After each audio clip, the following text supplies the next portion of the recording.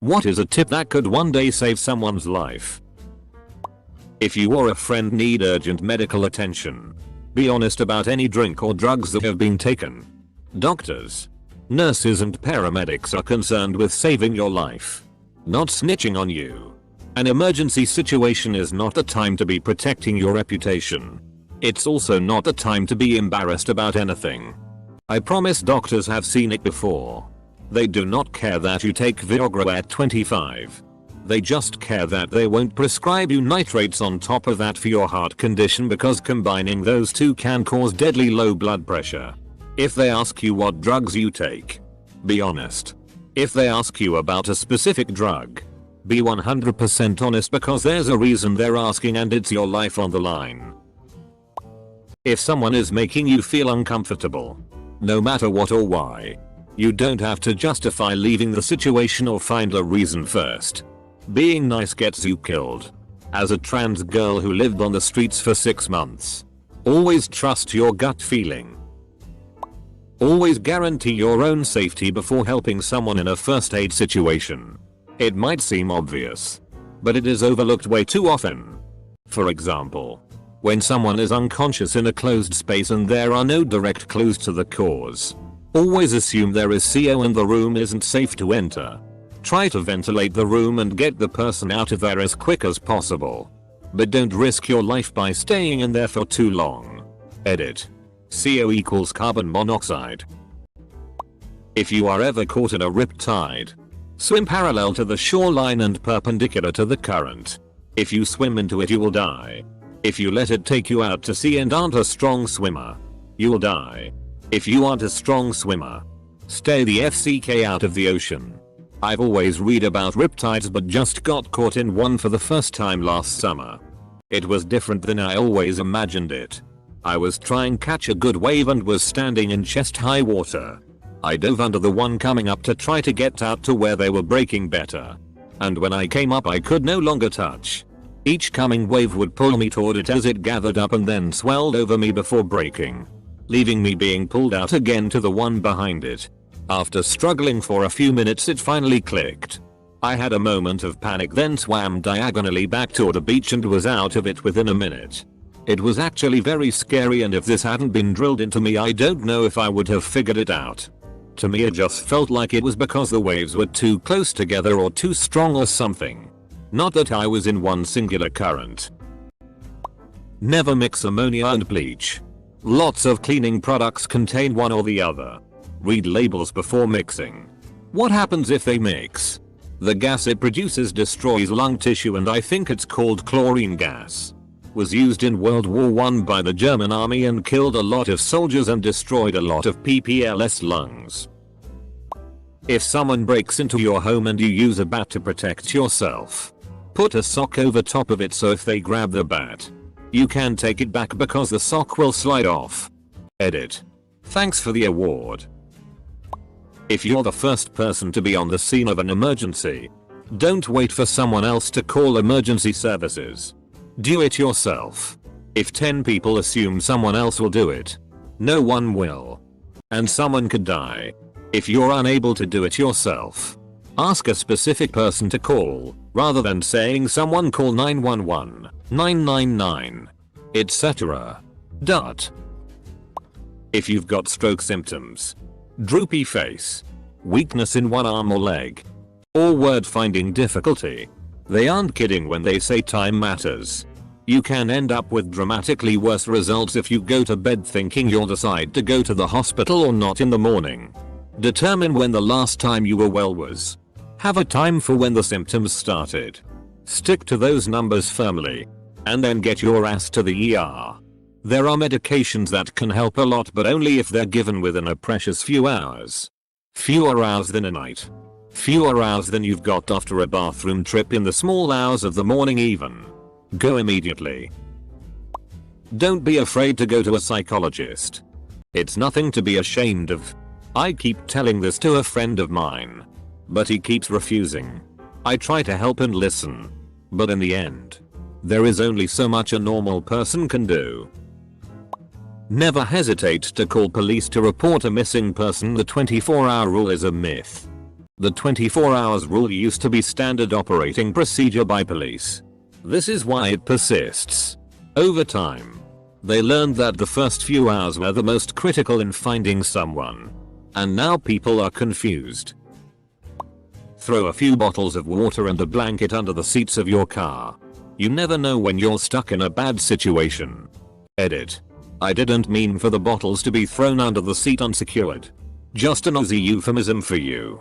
Please appropriately secure your bottles under the seat to avoid accidents. Don't lie to doctors or lawyers. They can't rat on you without severe consequences to their livelihood. Can confirm. If I severed someone's carotid artery while putting in a central line and they died, I'd stand to lose way less than if I disclose sensitive information about a patient. HIPAA don't FCK around. Not really a normal tip for a normal guy, but if you somehow find yourself in a North Korean hotel, remember that the rooms are bugged. At least in the room that I was staying in. To save your child's life, if they start talking crazy, laughing or crying uncharacteristically or for no reason, just feel their forehead to check for a fever. Takes 2 seconds. But happened with my daughter once. She looked fine but was acting like something out of The Exorcist. When I felt it, she was burning up with something like a 103 fever. Could have been really bad if I'd let it go. And she was too young and or messed up to even realize what was really happening to her. If you ever feel like your life is not worth living anymore, reach out to friends, family, or anyone really. You will find that your friends and family will think otherwise. The best advice I ever got from someone was thinking back when things were really bad and realizing that in retrospect they weren't, and that I should always give a future me the opportunity to solve my today problems. If you fall into a fast moving river, do not stand up. You risk pinning your ankle in rocks or debris in the riverbed and getting knocked over by the current. This carries a high risk of drowning. Float on your back. Keep your feet up. And wait until you find calmer water. Then make your way onto the shore. Adding to this, try and make sure your feet are pointing downstream. If you smash your foot into a rock or log that you can't see, you'll have a much better chance of still getting to shore than if you smash your head. If someone, especially a kid, is choking on their food or some object, don't try to pull it out of their mouth by sticking your fingers in it. You'll only force the stuff deeper. Panicked mothers have killed their children this way. Learn the correct maneuver instead. Spend 1 stroke to a day and learn how to perform CPR for 10 minutes. Saying this as someone who dragged an old lady from the water whilst holidaying in Prague and had to perform CPR that I'd learned in Army cadets training. Do not pour water on a cooking oil fire. It will explode and send burning oil everywhere. The fire will only become much larger and more intense. Turn off the heat and cover the pot or pan with a lid. If you find yourself stuck in a car underwater, to break the windows, don't kick the middle where the glass is the thickest. Instead, kick near the edges where it's thinner. If your car has detachable headrests, the metal bars work great for breaking car windows. I'd recommend getting one of those emergency multi-tools for your center console. I've never had to use mine, but I make a habit of reminding myself it exists just in case. Basically used for breaking glass and cutting your seatbelt if stuck. Don't take selfies at dangerous places, like edge of a cliff, canyon, waterfalls, near dangerous animals, etc. A few social media likes aren't worth the lifelong pain of your family and friends. If you or someone else notice a strong mothball-like scent on someone's breath, this is often a sign of imminent liver failure. It even has a charming name. It's referred to as breath of the dead. Double quote. If you don't trust someone to be by themselves in that moment, don't leave.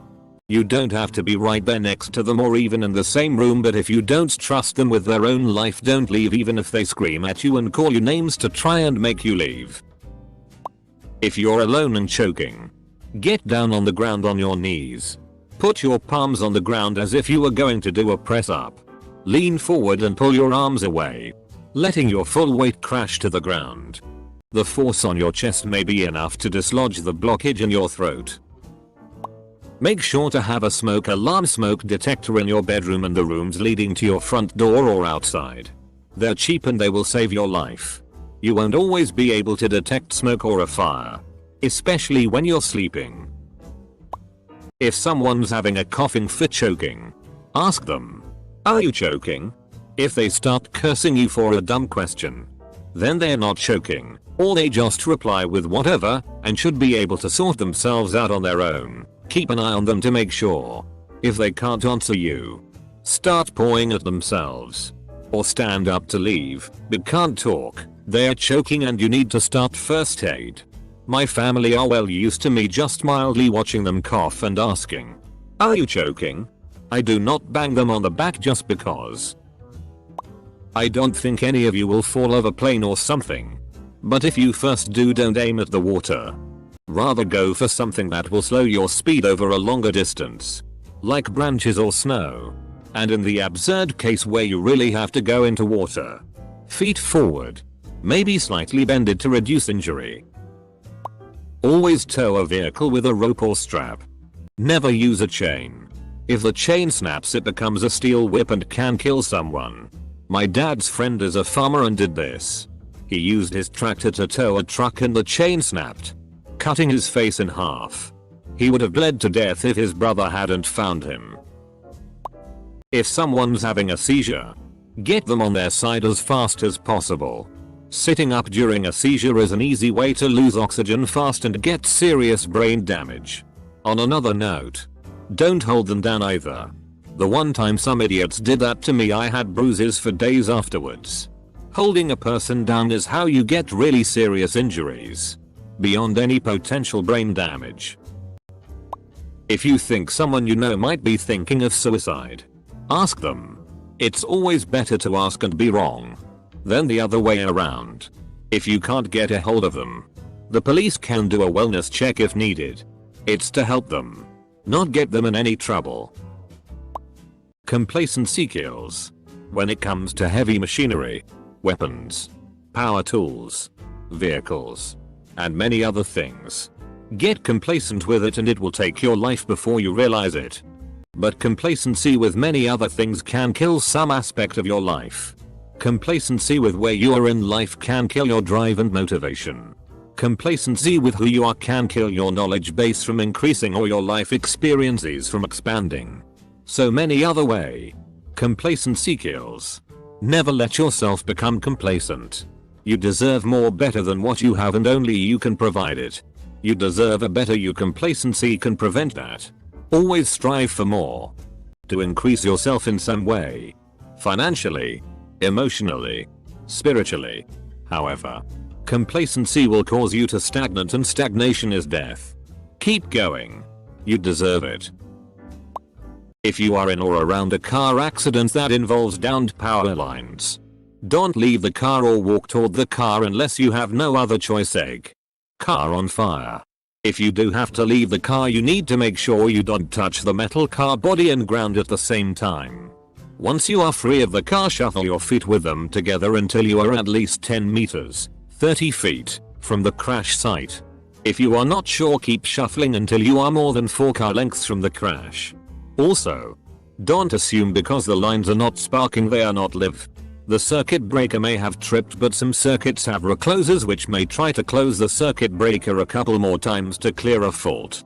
If you can, stay in the car until the utilities say it is safe.